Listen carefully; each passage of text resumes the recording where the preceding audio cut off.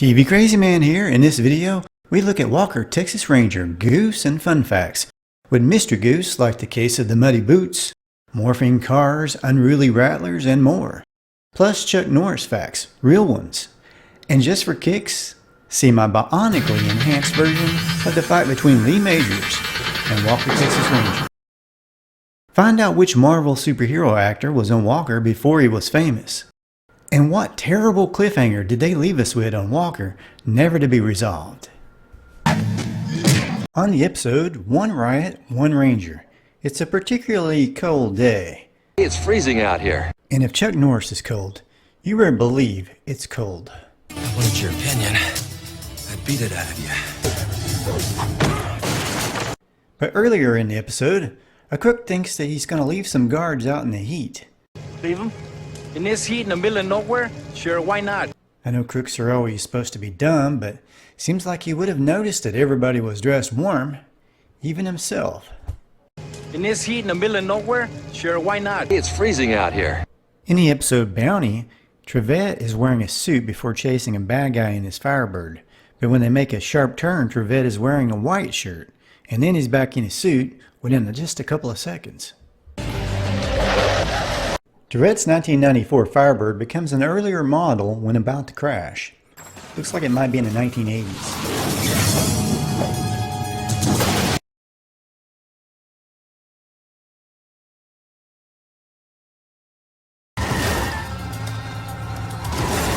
On the episode, The Reunion, bad guys dare to attack Walker on the road in a Ford. But strangely, their car morphs into a Chevy soon afterwards and finishes off as a Ford again. During that same chase, the bar on the front of Walker's truck gets all bent out of shape and heals itself once the bad guys crash. Makes you wonder, did Chuck Norris will his vehicle to heal itself using some kind of martial arts skill that's unknown to the general public? That is what the eye sees, what the soul sees, cannot be denied. Well, you never know. You know, the fighting skills of Chuck Norris are amazing, of course. But what is really amazing is how he can get soda from a machine without having to hit the selection buttons. I guess they just better be glad Walker is an honest man, because I'm pretty sure those sodas would have came out where he put money in there or not. Don't start that again.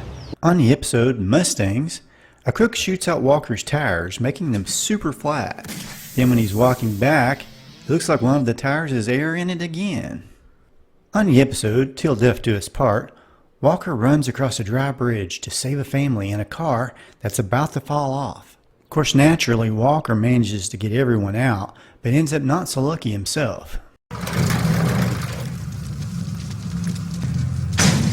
Now, everyone that ran to save Walker from the wreck had to go through a lot of mud to get there. Strange that Chuck's boots were so muddy as well, isn't it? You know, it's almost like Chuck had to walk through the mud to get into the car. But that can't be. I mean, Walker was in the car the whole time, right? On the episode Flashback, Martin Cove throws a snake into Walker's truck. He was taking time off from beating up on the Karate Kid.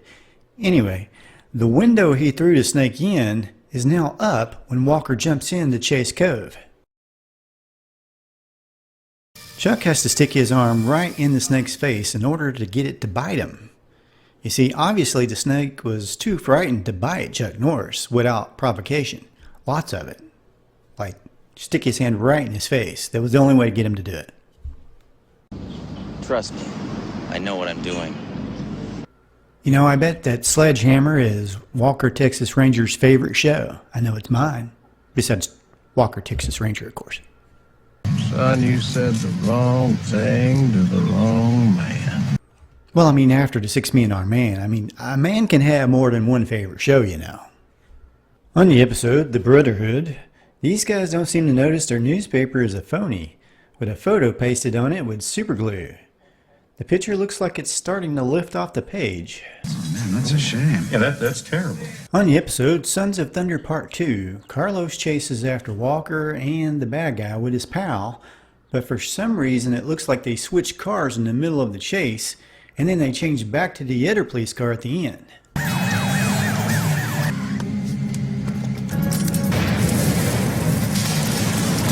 On the episode, Iceman, a bad guy throws a grenade at Walker, blowing the push bumper off of Walker's truck.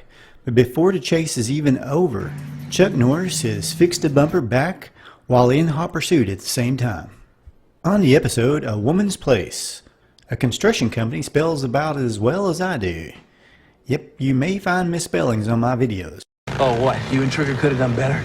Thankfully, my wife spells a lot better than I do, and she pointed this one out to me. On the episode, Code of the West, I think I spotted a couple of stuntmen replacing Chuck and Clarence Gilliard. Of course, I believe the reason Chuck used a stuntman is because he just didn't have enough time to do all of his own stunts. Look, guys, I don't have time for this. On the episode, Jacob's Ladder, John Schneider from the Dukes of Hazzard guest stars as a firefighter who in this scene is getting shot at by a bunch of hoods. The fire truck takes constant fire, but where are all the bullet holes? When Schneider goes to look at the truck, the only thing wrong is busted lights and maybe some broken glass. This seems to happen a lot on TV shows though, especially these days. More often than not, you see sparks but no holes where bullets have hit a vehicle. On the episode, A Matter of Principle, a crook shoots out the rear window of the Camaro he's driving in order to get at Walker, but seconds later the window is back again. You know, it seems like most action shows either have multiple copies of the same cars or they film these stunt scenes out of order. In this case, you can see that in the big crash at the end, it looks like the rear window may have been intact, leaving me to believe for this scene there was definitely more than one car. Of course, we all know they use multiple cars for shows where the cars started a show like Dukes of Hazzard or Knight Rider.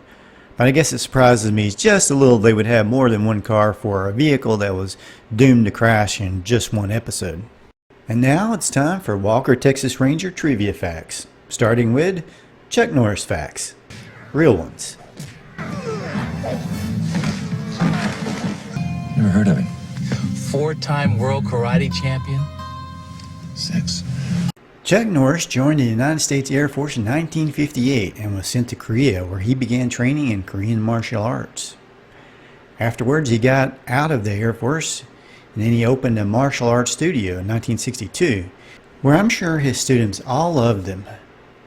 Those that could still walk or talk or breathe afterwards. He began participating in tournaments at this time, winning several championships, eventually retiring as an undefeated champion. While competing, he met Bruce Lee, whom he became friends with, and in 1972 Norris played Lee's opponent on The Way of the Dragon, which put Norris on his way to becoming a star. Chuck had a lot of successful movies before becoming Walker Texas Ranger, but I think my favorite films were Invasion USA and Sidekicks. And most definitely I love his appearance on the movie Expendables 2. Which Chuck Norris movies were your favorites?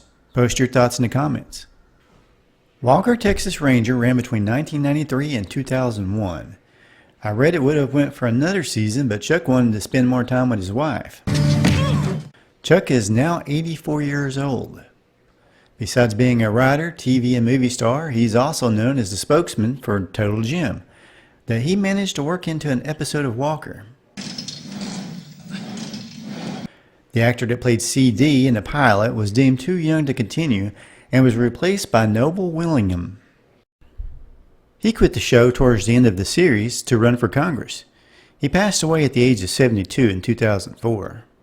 Can you guess the name of the actor who played the minister that marries Alex and Walker? Not quite that easy. Okay, I'll give you one little hint. No, it wasn't Pat Morita or Henry Winkler. If you guessed it was none other than Mr. C actor Tom Bosley, you got it right. I was ruined. Did you know that in the episode Case Closed, Walker deals with a possible alien abduction that guest starred A-Team in Battlestar Galactica's Dirk Benedict? But can you guess what other actor appeared, known best for his TV series about an alien takeover of the world? And I want some answers. Got any wild guesses? A Quinn Martin production, starring Roy Thinnes. If you guessed Roy Thinnes, you're correct. He guest starred on that episode as Colonel Dayton. Your information is incorrect. No, it's true, and I did a video on the Invaders TV series as well, if you're interested in that. Check it out after this video. That's what I thought. Now backtracking to Dirk Benedict, Walker had at least 4 previous actors from the A-Team appear in episodes. Dwight Schultz, Dirk Benedict, of course, and from the A-Team's last season, Eddie Velez and Robert Vaughn. It's a shame Mr. T didn't appear. Now that would have been pretty awesome. Can you guess which actor, famous for playing one of Marvel Comics' biggest superheroes, appeared on an episode of Walker as a troubled teenager? I accept your surrender. Nope, wasn't that guy. It's so weird how you run into people at the airport. Don't you think that's weird? Definitely weird. If you're thinking Spider-Man, you're getting closer. So wait, are you gonna go into battle dressed as a cool youth pastor, or you got your suit? How old are you, kid? I'm old enough. Yep, Tobey Maguire, spider powers just don't cut it against Chuck Norris. And from then on, Tobey decided it was much better to play a hero than a criminal. Looking back at Walker, Texas Ranger, I think the saddest thing to report is the death of the actor who played James Trevette, Clarence Gilliard, in 2022. He was only 66. Not only is he remembered for Walker, but he was also part of the cast of Matlock and was one of the bad guys from Die Hard, and he appeared in Top Gun. I recently posted a couple of polls placing Walker, Texas Ranger up against various TV characters in a fight. And in both polls, Walker won by the greatest number of votes, even up against TV's greatest heroes, like the Lone Ranger, Jim West, Kane from Kung Fu, the A-Team's B.A. Baracus, and even Sledgehammer. You know, I almost think Walker might give Superman a run for his money. In 2005, a TV movie for the series was made called Walker, Texas Ranger, Trial by Fire. Well, that guy had a lot of guts doing one of those flying, kicking, whatever it was he did at Chuck Norris. That was seriously a big mistake on his part. Chuck Norris was back. Gilliard was only able to make a cameo. Shree J. Wilson was back as Alex. Unfortunately, they ended the movie on a terrible cliffhanger with Alex shot. The idea was likely to resolve this ending with another TV movie, but the ratings weren't apparently as big as CBS wanted, and I also read that CBS was getting rid of the movie of the week anyway, so Walker's saga ultimately ended on a really bad note. The lesson is never end anything on a cliffhanger unless you have an ironclad contract in order to finish it. A new rebooted series premiered on the CW in 2021. I've never seen it, but it featured a whole new cast. Chuck Norris is replaced by Supernatural's Jared Padalecki, and from my understanding it was more of a soap opera than an action series. It lasted for 4 seasons. Probably the biggest team-up of the original series was on the episode The Day of Cleansing, which was a crossover episode with Sammo Hung series Martial Law. Sammo, like Norris, also worked with Bruce Lee. Sammo is also known for his movie work with Jackie Chan. Of course, also noteworthy was the guest appearance of Lee Majors as a bad guy on the episode On the Border. You know, I hate seeing my heroes play a bad guy though.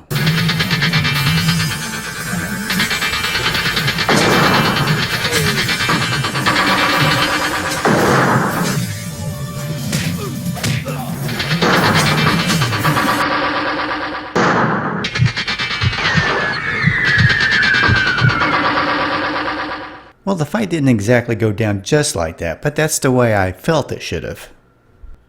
Originally it was a little faster. I slowed it down, added a couple sound effects. I thought that was more realistic. Okay, one last thing. What do Lee Majors and Chuck Norris both have in common? I like keeping shape. Okay, well that may be true, but it's not what I'm thinking of. Isn't anything ever easy? They both sang their own theme songs. Lee Majors sung the theme to Fall Guy, and that is one song that once you hear you can never get out of your head. It's just really catchy. And now I bet it'll be in your head all day long. Well, before I leave, I'd like to thank Chuck Norris, of course, for all the great kicks over the years that he's given his fans. And I'd like to thank you for watching. Please subscribe, hit the bell, comment, and like the video. That's a great way to help support the channel. That and watching the videos, of course, on the TV Crazy Man channel. I really appreciate it. Y'all have a great day.